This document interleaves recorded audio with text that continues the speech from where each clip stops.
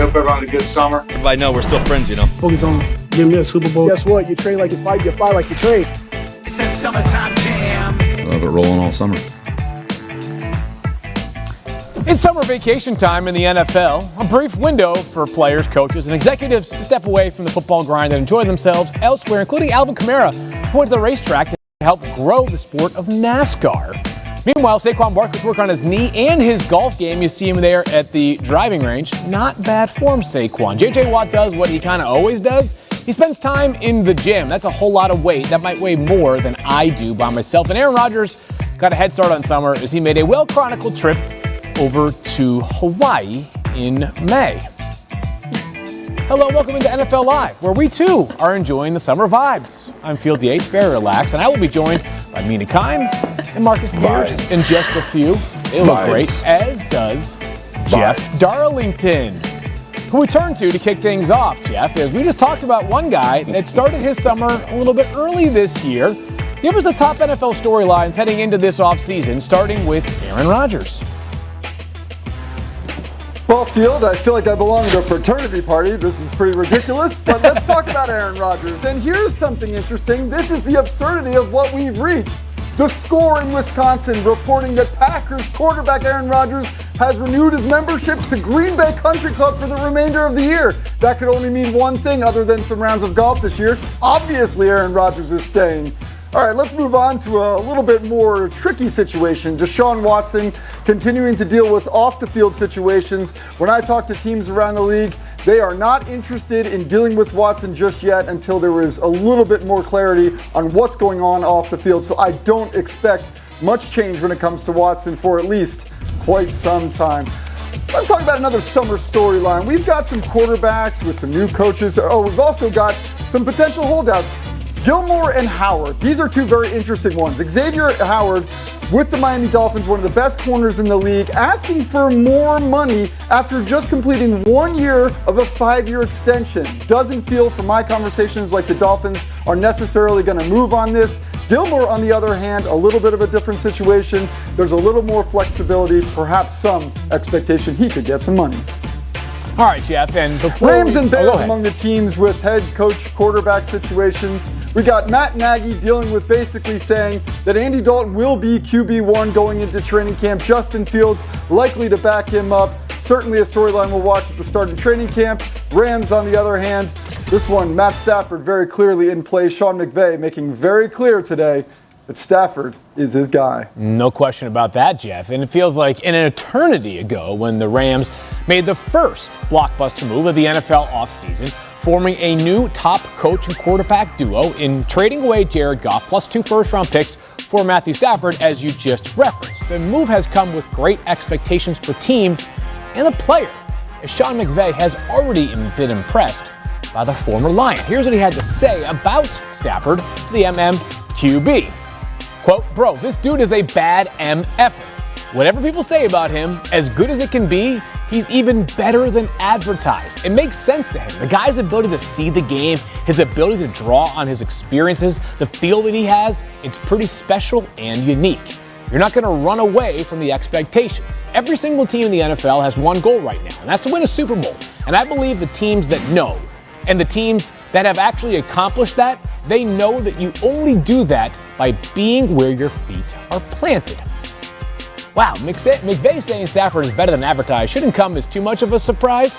During Stafford's time in Detroit, the Lions did not do much to surround him. In fact, the Lions allowed nearly 25 points per game and rushed for less than 100 yards per contest in Stafford starts. Both of those are the worst averages for any quarterback in the Super Bowl era. Now he joins a team that ranked top 10 in both areas just last season. All right, Swagoo, you're looking good in those shades, but now it's time to get down to business. Is this team, the Los Angeles Rams, Super Bowl or bust in 2021? Absolutely. Absolutely, Phil. And listen, I know everybody right now is high on the Tampa Bay Buccaneers, and rightfully so, for what they did in this offseason, but also coming off a Super Bowl. But think about what the Rams have given away, not just this year in particular for Matt Stafford, but also for Jalen Ramsey. They paid Aaron Donald a couple years ago. They just paid Leonard Floyd. This team is all in, and that's why I believe that Sean McVay is under as much pressure as any coach in the NFL, because Matthew Stafford is supposed to be the difference. He's supposed to be the catalyst, the guy to put you over the top of the X's and O's. The one thing we always said, well, not we, I always said about Jared Goff is that once it gets crazy and chaotic, you worry about if he can manage those situations. And I believe that cost the Rams some games, and I believe that's why he's now with the Detroit Lions. In comes Matt Stafford. It's not like the Rams have not been in this process for a long time. They mortgaged the future in order to get a number of players, not just Matt Stafford. So right now they are in a win now situation before all of this has to come to the realization that we're going to have to release players, let other guys go. They better get it done. And this year in particular seems like one that would be nice for Sean McVay to get it done based on what they made, the moves that they made in the offseason and acquiring star players. Yeah, there's no question, Swagoo. The pressure is on, and the NFL will be watching because the Rams really are rewriting the way they're building a team compared to most others for years. Whether it's Bill Belichick stockpiling draft picks, whether it's GMs across the league saying you have to build through the draft because of the way that the collective bargaining agreement structures rookie contracts. The Rams are saying, no. We don't care about first-round picks.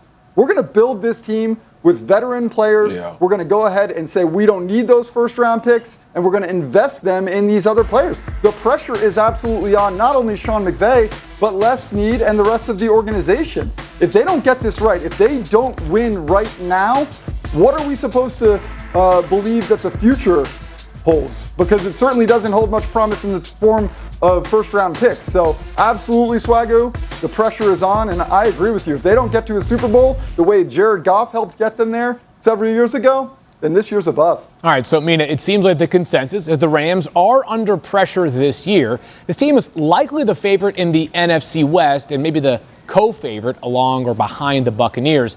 If we're going to point out areas of vulnerability, though, in Los Angeles, what could they be?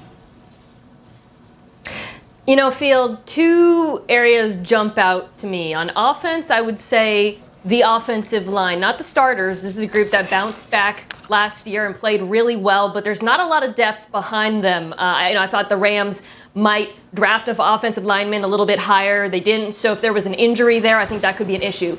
Meanwhile, on defense, again, it's about depth and also about younger players needing to step up. To Jeff's point, by the way, when you build a roster this way, you need later round draft picks to come in and take the place of veterans who have moved on, like John Johnson. He's not a name like, Jalen Ramsey, who I believe is the best cornerback in the NFL, but he was integral in that Rams defense that utilizes a lot of light boxes. They need the safeties to take on more responsibilities against the run. John Johnson did precisely that. He wore the green dot on his helmet, and he's in Cleveland now. They're left with Taylor Rapp and Jordan Fuller, two very good young safeties. But, whereas before they were depth, now they need them to step up because suddenly the defense is getting a little bit thinner. I agree, Mina. And listen, the point is that Aaron Donald and Jalen Ramsey workload is increased. That's what you go to when you lose veteran presence on defense. They have to step up and make everybody else around them better. I fully expect that. But Mina is right when she points out, especially that safety position in that defense and the structure of it to free you up to be the tackler in the hole or down the lane or in the seam when you got backs coming out of backfield. You have to have a guy like that in this defense, and hopefully they can replace Johnson in that regard. Yeah, and they did a good job filling some holes last year. The challenge on them to do it once again. And we mentioned that Sean McVay and Matthew Stafford, they're grabbing the headlines, and they're one of many new head coach quarterback duos around the league. As we get into some quick reads, who do you think could be the best new quarterback head coach duo? And Nina, we'll start with you. I think the veteran Matt Ryan and first-time head coach Arthur Smith is going to be a dream team, but I'm also very curious to see how their styles meld because in Tennessee with Ryan Tannehill, that run-heavy, play-action-heavy offense was very different from what Matt Ryan ran under Dirk Cutter. I'm curious to see how Arthur Smith evolves his scheme to fit his new quarterback because Matt Ryan obviously has his own way of doing things. Listen, bear with me now, Sean Payton and Jameis Winston. I'm looking forward to this combination. I keep telling people that there is a personal vendetta with Sean Payton against the rest of the league to prove that Jameis Winston is a top-tier quarterback. I believe the turnovers will be fixed based on the offensive structure that he'll be in, and expect this tandem to do some good work this year. Yeah, Marcus, I love that one. I also love Mina's. I'm going to go a little more boomer bust when it comes to Trevor Lawrence and Urban Meyer. Look, I get it. Out of the gates, people questioning whether Urban can make it work in the pros. Totally understand that. Trevor Lawrence, to me, I mean, this guy is about to be an absolute superstar in the NFL. I think that he can mask some of the early woes that Urban faces as a head coach, but also I think Urban is up for this challenge. Look, I know it's boomer bust here, but I'm saying Trevor and Urban are going to take this league by a storm this year. The vibes are just getting started here on NFL Live, as we've got so much more ahead, including a potential wardrobe change. Well, let's talk about Ben Roethlisberger. He's entering his 19th season.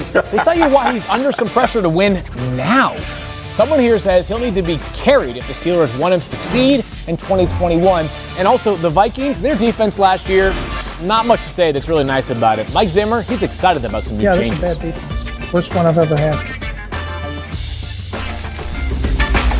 6 rushing touchdowns for Alvin Kamara. This is rubbing your face in it. This is embarrassing. How do you turn this thing around? Everybody's playing for their positions, for their jobs for next year. Yeah, this is a bad defense. Worst one I've ever had. The Vikings were one of the most imbalanced teams in the NFL last season. In fact, they were one of just 3 teams to rank in the top 10 of offensive efficiency and the bottom 10 of the league in defensive efficiency.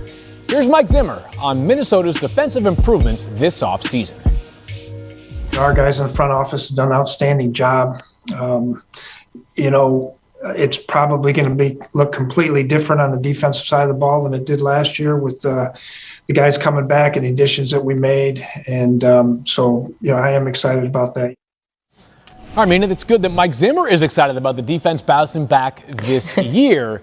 He would be more excited if Aaron Rodgers were out of the division and no longer with Green Bay. If that were to ever happen, do the Vikings become the favorite in the NFC North? Yeah, I think so, Field, in that world, which is, of course, the dream world for all NFC North football fans outside of Green Bay. The Lions are a rebuilding team. The Bears have a rookie quarterback. And the Vikings, I think people would be surprised seeing those numbers last year, how good the offense was. That's an offense that largely returns. Meanwhile, the defense also returns and returns some players who were absent last season, which is a big part of the reason why they struggled so much, why Mike Zimmer sounded so disgusted talking about that unit, because as you know, he's one of the best defensive coaches in the NFL. In the past, his defenses have typically finished in the top 10, but last year they had a very young secondary, and the case for them succeeding would have been that the defensive line would compensate for them, but then before the season, Michael Pierce opts out, Danielle Hunter gets hurt right away, both of those players come back. They bring back Sheldon Richardson. All of a sudden, you're looking at a unit that I think should be much better than they were last season. And they showed some of the additions they made in the secondary. Patrick Peterson maybe isn't the same player he was a few years ago, but I think he's a nice fit for that Mike Zimmer defense, which uses more zone coverage. A lot of quarters that should hide him a little bit more, as well as Xavier Woods. I wouldn't be surprised if they return to form this season. Yeah, no doubt, MK, and they should win this division. And even if Rodgers was in, I would have to think about it, to be honest with you, because I do think this defense will be that much improved. And remember also, this team lost Dalvin Cook in spurts throughout the last season, the injury, or he was rolling and could have arguably been in the conversation for MVP based on some performances. But on the defensive side of the football, listen, I played for Mike Zimmer. I understand his mentality. He wants to tie the front to the back. And for everybody at home, what that means is I need one guy, Dalvin Tomlinson, to be able to push the pocket. I need another guy, Sheldon Richardson, to be able to win one-on-ones as a 3 technique potentially when he's inside, and Michael Pierce as well. And Danielle Hunter is a star. All right, we don't talk about him enough, but when it comes to getting after the passer, he is a superstar off the edge for a defense. The move for Patrick Peterson and Bashaud Breeland I love so much because of this. Mike Zimmer is a secondary guy. That is the position group he focuses on throughout practices. He did that in Dallas. He had this kind of relationship with Terrence Newman, who he ended up bringing to Minnesota as well and played for a long time. That's Patrick Peterson's role. Brashad Breeland coming in, a man corner who, to Mina's point, can play zone, but guys that can get the football and keep their eyes back towards the quarterback. This defense will be marketably better because of the front and tying that in with the back, and also veteran players that can go out and relay exactly what Mike Zimmer wants to do on the back end, but as a defense. And then the ultimate communicators on the back end, and he has Harrison for that. This defense should be marketably better, almost good enough to beat the Packers, even if Aaron Rodgers was playing quarterback. Should be a much more competitive division this time around. It's time for us to head now for some more quick reads. And we'll start here. Other than the Vikings, which defense needs to be the most improved in the entire NFL? And Jeff, you start us off. Well, I want to be very careful here. I'm going to say the Patriots, and that's not to say that they really didn't overachieve last year, given some of the opt-outs that they dealt with, given just the situation in general in New England. But this is a defense that could be championship caliber this year, given the upgrades. And by the way, they have a chance to be among the best, if not the best defense in the NFL. If they can do that, they put the Patriots back in the conversation for a significant playoff run in 2021. Jeff, I absolutely believe the Patriots be top 5, but this is the defense that needs to improve. The Seattle Seahawks. And when you look at this division, you have to have a complete football team. I'm not saying like the world on fire, but we absolutely know they have to be better than they were last year and have Russell Wilson not feeling like he has to carry every possible situation for them to win games. Jamal Adams hopefully healthy this year, contracts and all of those talks coming up. The Seattle Seahawks are the key to this team trying to win this division. Defense. For me, it is Tennessee. I think this offense with Julio Jones is going to be just as good as they were last season, despite some losses, including Arthur Smith. But the defense is a bit of a question mark, and it was a question mark last year. In particular, the pass defense, lack of pressure. Titans fans were, screaming at their television every game, watching that unit. And they went out, they signed Bud Dupree, they added Janoris Jenkins, they drafted some DBs as well. Not sure how it all fits together under Mike Vrabel, but I think that's going to be key to whether or not this team can win the division. Yeah, we almost haven't talked about that defense given the trade for Julio Jones. Hey, still to come here on NFL Live, there are a lot of questions about the Cowboys who begin training camp in a month. Find out, though, who quarterback Dak Prescott says is the most important player on the roster this year. Head start on the rest of the NFL because they are playing in this year's Hall of Fame game. Now, Pittsburgh is looking to repeat as division winners, while the Cowboys are hoping to get back on track after a dismal 2020. They didn't just lose Dak Prescott to injury early in the season, they also lost 3 starters along the offensive line in Tyron Smith, Zach Martin, and Lyle Collins for a combined 36 games. The team saw a significant drop-off in pass block win rate and run block win rate when compared to the 2019 season, and Dallas went from ranking first in yards per play to 22nd last season. Dak has made it clear who he thinks will be the most important players for this team's success this season. They're the most important if you ask me. I mean, from the time that I got drafted here until now, that is this offense was built off of those guys. Those are the 3 most veteran guys on this team, and that's for a reason. Those guys are walking Pro Bowl guys when they're healthy. You know what I mean? Future Hall of Famers, and just to have those 3 guys lead the 5 guys up front. Everything starts with them. The run game, then that allows the pass game to open up. So when you have those guys back, healthy, energized, it's special. All right, so Swagoo, other than the quarterback position, do you agree that those 3 offensive linemen are indeed the most important pieces to the Cowboys' success this season? It's not even close, Phil. Absolutely they are. I mean, look, this is one of the forgotten things when we talk about how bad the Cowboys were, because we all, look at the Dak Prescott injury. This offensive line was shattered last year as well. It was a bunch of guys starting with no NFL experience, especially trying to go and win division games and playing against teams as good as they had to play with on the defensive side of the football. So listen, the comfortability for Dak.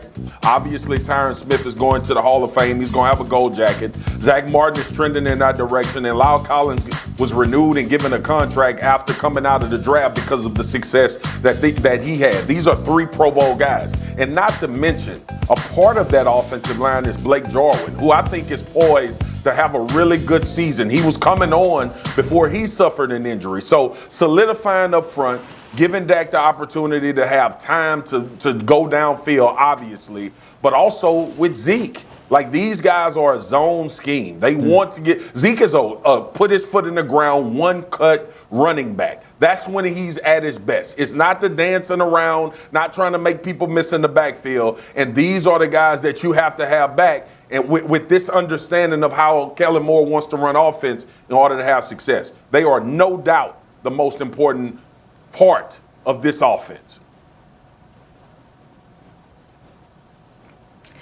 Yeah, I'm inclined to agree with Marcus and Dak. I mean, aside from the quarterback, on offense, it is the offensive line, in particular because of the lack of depth behind them. This is an incredibly stacked wide receiver group. Yeah. I think the most stacked trio in the NFL. Marcus is right about Blake Jarwin, but Dalton Schultz showed he could play as well. Even Ezekiel Elliott has Tony Pollard behind him, who I think is an incredibly talented running back. But on offensive line, if you lose one of these players, these tackles, like you did last year, they're in trouble. So they need healthy seasons from Smith, Collins, Martin, and they haven't had that in a while from everyone. So I think, that's probably the one area on this offense I'd be a little bit anxious about going into the season. Yeah, Mina, when I think about Dak's rookie season and really when Zeke broke out as well, I think about the offensive line being the best in the NFL. So that makes sense. But I would add, don't forget about Zeke as being potentially the most important piece of this puzzle outside of Dak. It's not to take away from the offensive line, but he can make things easier as well. He can create the type of balance that Dak will need to at least allow this offense to be multi-dimensional. So, look, I totally think that the offensive line needs to make some magic for Zeke, but let's not forget that Zeke is a highly paid running back that this team has invested in because they believe that he also makes everybody better. So he has to do his part to also make this offensive line's job a little bit easier as well. All right, Marcus, if we zoom out just for a second and include the question, or make it not just the players, but people in the Dallas organization, who is the most important person to the Cowboys' success this season? Dan Quinn. And I don't think it's close. And we all know for what reasons. Because if this defense can be formidable, I'm not talking about making a drastic improvement and being top 5, top 10 in the league. But if this defense can hover around 15, 16, and that offense is rolling like we expect it to be, this team should win this division. And this is the part for me that really makes Dan Quinn the most important. Put defensive players out there that understand what the hell they doing. We talk about the ability and the athleticism of these guys. The one thing as a defensive player looking at film of the Cowboys, there was so much confusion, so much not knowing what the hell to do, not knowing where to line up, not understanding what type of scheme they were playing in, let alone guys not being the right type of players to fit the scheme that Mike Nolan was trying to run. So Dan Quinn has to fix all of those things from a schematic standpoint to allow those guys physical ability and talent to show. Marcus, you nailed it. This defense doesn't need to be good. They just need to be not terrible. Like, that is where I'm setting the bar, Yes. not a tire fire, because the offense is so good. And a tire fire is what they were last season.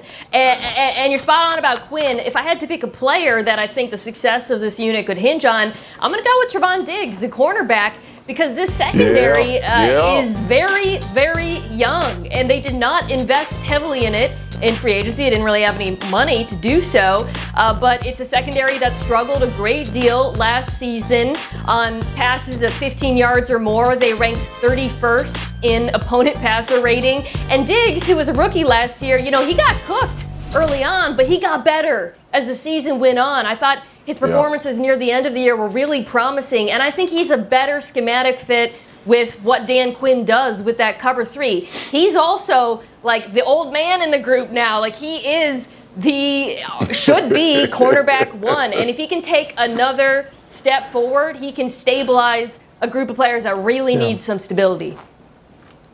Last word, Swagoo. Yeah, I also think one point too, and we'll get into this as the season goes along. I think Jalen Smith moving back to the will linebacker with Micah Parsons coming in is going to help this defense tremendously. And it's something that we haven't talked about a lot, but Jalen is more suited to be the sideline guy. But we'll break this all down because y'all know I'm talking about the Cowboys defense for the rest of the damn summer. Get ready. Yeah, trust me. It's what I look forward to when I wake up in the morning. Swagoo, your passion about the Cowboys is certainly unmatched. We go from the Cowboys to another NFC East team, and that is the Giants. As longtime Giants great Eli Manning will be inducted into the team's Ring of Honor on September 26th, the game against the Falcons. He's also accepted a role with the team that includes business operations and fan engagement initiatives. I'm asking for one more thing on top of that, another appearance as the SNL host. Justin Herbert has received comparisons to two all-time greats, and that has Mina telling the Chargers to be careful what they wish for. How Herbert can avoid having a sophomore slump. Here we go. We got a little sweat going on. Give me some, LJ. Hey, I want to see this tuck on the catch, bro. Physical after the catch, fellas. Physical after the catch, guys. You know what I'm saying? Hey, I like your vibe. Your vibe fires me up. Oh, I see you, 9-7. That was nasty. Good job, Herbie. Championship freaking Charger tempo. All right, let's go. Corey Lindsey, pick us down. Here we go.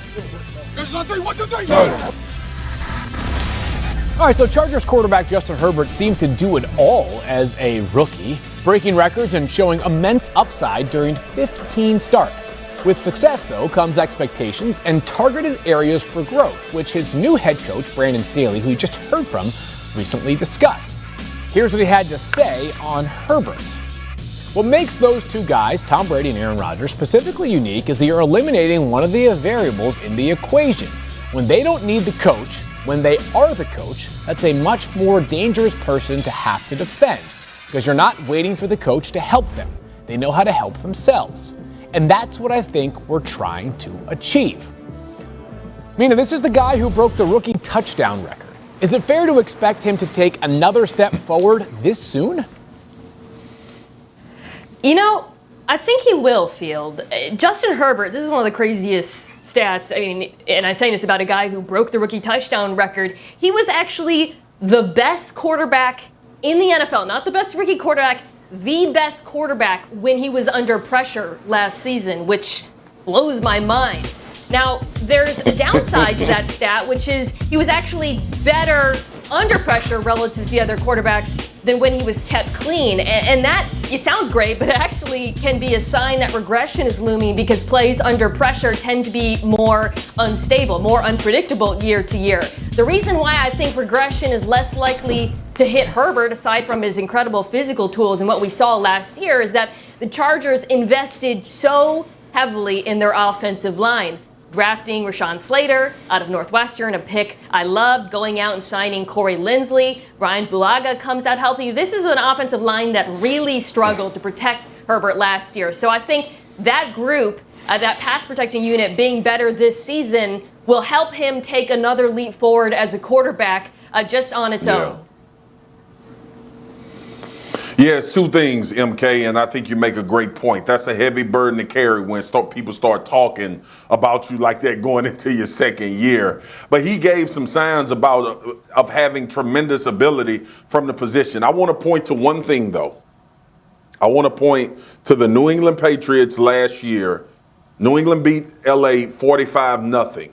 And that was when Justin Herbert had his rookie moment and was exposed, because we all know what Bill Belichick does to young quarterbacks, young players in general. So I think those are the type of hurdles that come to mind when you start saying, okay, going in the second year, had a chance to see it, let's correct these wrongs. So I believe Justin Herbert has top 5 talent at the quarterback spot. Now it's about processing. Now it's about giving more on his plate so you can see him adapt and start to figure things out as they come. I keep mentioning it. Pep Hamilton did a tremendous job with him as a quarterback, just keeping him on schedule, letting that athletic ability show up. But we all know in order to be a great quarterback in this league, it's going to come down to the mind. And now this is the time in the second year where we figure out, once people have a blueprint on Justin Herbert, what he can do to counteract that. Yeah, if we learned anything last year, it should be to bet on this young man. But he's not the only second-year quarterback that we're keeping our eyes on. As a matter of fact, it has us thinking about a little game of step up or step back. And we'll start with Jeff Darlington on Tua Tagovailoa. Well, Field, I think Tua Tagovailoa is going to step up. And look, you could look at that and laugh a little bit because he got benched a few times for Ryan Fitzpatrick last year. Of course he has to step up. But I think the key here is that he has to step up more than just one step to prove that he is the franchise quarterback for the Dolphins. He has a lot in front of him. He has more weapons. He has a healthier roster. It's going to be important to do more than just step up. He has to step up big, Field. It's Joe Burrow for me, and I believe he steps up. Mina mentions the deep ball accuracy, the ability to go downfield, which I think is the area when he improves that, this offense can really unlock some things and become almost prolific. Yeah, I said it about the Cincinnati Bengals. Chase, Higgins, Boyd, Joe Mixon healthy. Joe Burrow should take a step forward this year. It's all on you, Zach Taylor. Well, shoot, now we just look like easy graders, but I also think Jalen Hurts is going to step up because of his surroundings. You know, this is an offensive line in Philadelphia that was decimated by injuries last season. They get Brandon Brooks and Lane Johnson back, two of the better offensive linemen in football, as well as drafting Devontae Smith. New head coach Nick Sirianni is going to have to figure out a system that works best for Hurts, but I think a little more experience under his belt, as well as better protection, will help him step up. Coming up next here on NFL Live, a guy who's not in his second year. He's on like his second team, though. That's A.J. Green, who has some high praise for the offense he will now play in Arizona. A bunch of potential on paper, but what do they need for it to show up on the field?